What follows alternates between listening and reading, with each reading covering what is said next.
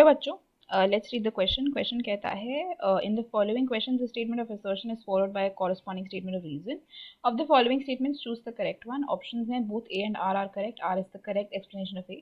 Both A and R correct, R is not the correct explanation of A is correct, R is incorrect, R is correct, A is incorrect. Assertion reason दिया हुआ है। Assertion है primary and secondary are the two types of linkages shown by coordination compounds.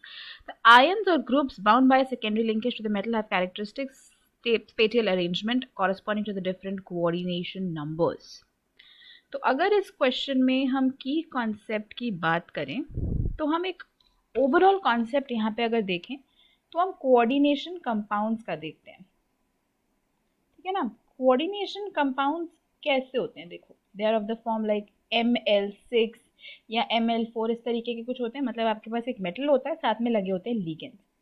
अभी जो metal होता है ना आपका कोऑर्डिनेशन कंपाउंड में, इस मेटल की दो वैलेंसीज होती हैं। एक होती है प्राइमरी वैलेंसी, एक होती है सेकेंडरी वैलेंसी।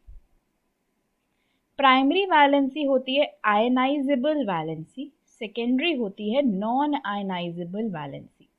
कहने का तात्पर्य ये है कि मेटल का जो ऑक्सीडेशन नंबर होता है वो प्राइमरी वैलेंसी होती है, और कितने लीगेंड्स मेटल के साथ लगे हुए हैं वो इसकी सेकेंडरी वैलेंसी होगी। तो अगर मान लो ये मेटल जो है किसी लीगेंड के साथ लगा हुआ है जो न्यूट्रल है, लीगेंड अगर न्यूट्रल है तो मेटल की कोई ऑक्सीडेशन स्टेट यहाँ पे होगी नहीं, तो वो जीरो होगी और वो प्राइमरी हो जाएगी। और क्योंकि 6 लीगेंड्स अटैच हैं तो 6 इसकी सेकेंडरी वैलेंसी हो जाएगी। तो इसलिए जो सेकेंडरी वैलेंसी होती है that is non ionisable, that is actually dependent on the number of ligands that are attached to the metal atom, ठीक है। तो पहली वाली जो स्टेटमेंट है वो ट्रू है। तो दो टाइप के लिंकेजेस कोऑर्डिनेशन कंपाउंड्स में देखने को मिलते हैं, एक प्राइमरी और एक secondary. Primary is actually representing the oxidation number of the metal and secondary represents the number of ligands that are attached to the metal. Next है ions groups bound by secondary linkages to the metal have characteristic spatial arrangements. ये बिल्कुल सही है, ठीक है ना। Metal के आसपास जो भी लीगेंड्स लगे हैं, जितने भी लीगेंड्स लगे हैं, they are attached, that they have a spatial arrangement corresponding to different coordination numbers.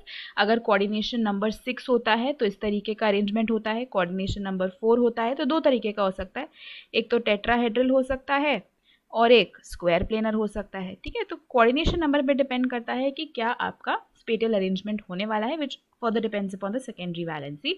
तो ये भी स्टेटमेंट ट्रू है। तो दोनों स्टेटमेंट्स ट्रू है लेकिन इंडिपेंडेंटली ट्रू है। रीजन यहाँ पे असर्शन को एक्सप्लेन नहीं कर रहा है, तो करेक्ट आंसर हो जाएगा that both A and R are correct and R is not the correct explanation of assertion. तो इस क्वेश्चन का जो फाइनल आंसर होगा that is going to be option B. Hope you understood it well. Best of luck.